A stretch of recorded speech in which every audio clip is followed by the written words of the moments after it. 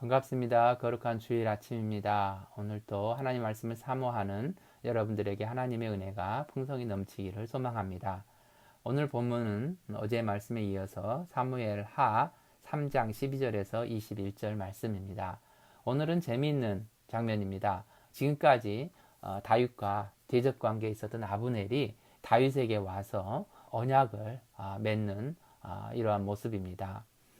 이전에는 다윗을 반대해서 이스보셋을 왕으로 세웠던 아브넬이 이제는 다윗을 왕으로 세우려고 하고 있습니다. 자기의 이익을 위해서 무엇이든지 하는 이기적인 모습을 보이고 있습니다. 사실 아브넬은 하나님의 뜻을 알고 있었습니다. 그래서 이스라엘 장로들을 설득할 때 그럽니다.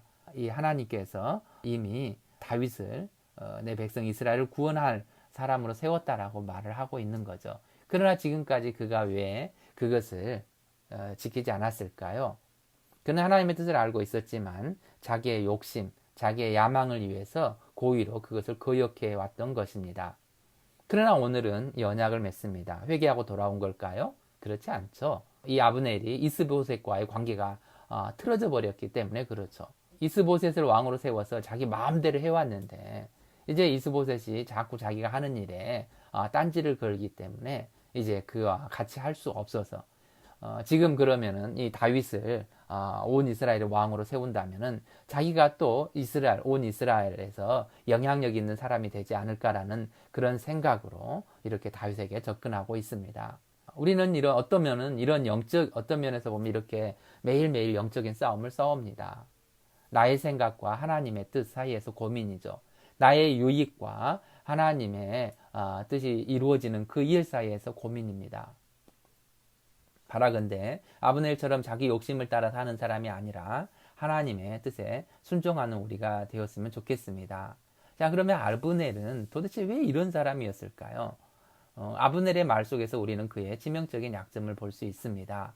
12절에 보면은 이 땅이 누구의 것이니까 라는 이 말을 합니다. 이 말 속에서는 자신이 이 모든 이스라엘을 장악하고 있는 실세라고 그런 것을 강조하고 있죠. 그렇기 때문에 자신의 손이 도와 온 이스라엘이 다윗에게 돌아올 수 있게 하겠다고 말을 합니다. 이스라엘 장로들을 설득할 때도 말합니다. 이제 그대로 하라라고 말하죠. 이전에 장로들이 다윗을 이스라엘의 왕으로 세웁시다 했을 때는 거절했습니다. 그런데 이제는 그대로 하라는 거죠. 무엇을 말합니까? 마치 자신이 허락하는 거죠. 모든 주권은 내게 있고 내 마음대로 할 수 있는데 이제는 또 내 뜻에 따라서 다윗을 왕으로 세우게 그렇게 그대로 하라라고 이렇게 나름대로 아량을 베푼 것처럼 이야기합니다. 21절에도 다윗에게 말합니다. 온 이스라엘 무리를 내 주 왕의 앞에 모아 더불어 언약을 맺게 하고 마음에 원하시는 대로 모든 것을 다스리게 하리이다 라고 말합니다. 온 이스라엘을 다윗의 무릎 앞에 꿇게 하겠다라는 거예요. 그리고 자신이 그렇게 해서 다윗 왕이 원하는 대로 모든 것을 다스리게 하겠다고 호언장담을 하고 있습니다. 그의 말 속에는 하나님을 인정하는 듯 하면서도 절대 인정하지 않는 모습이죠. 완전히 자기중심적인 사람이었습니다.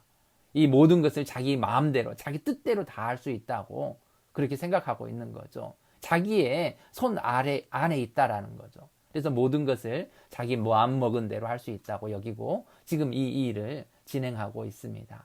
여기에서 우리는 하나님을 인정하지 않고 자기 중심적으로 살아가는 죄인의 전형적인 모습을 볼 수 있습니다. 사랑하는 형제자매님들 어떻습니까? 여러분들은 여러분들의 인생의 주인을 자신이라고 생각하고 있지는 않는지요?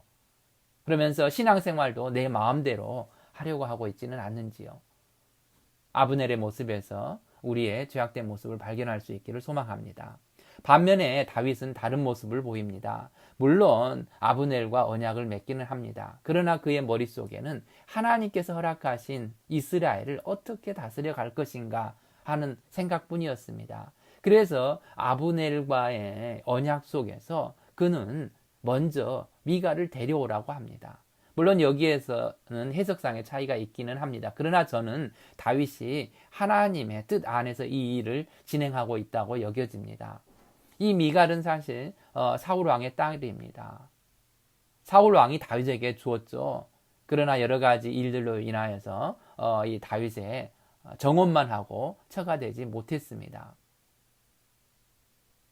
그런데 지금 그 미갈을 데려오라고 요구합니다. 왜 그랬을까요?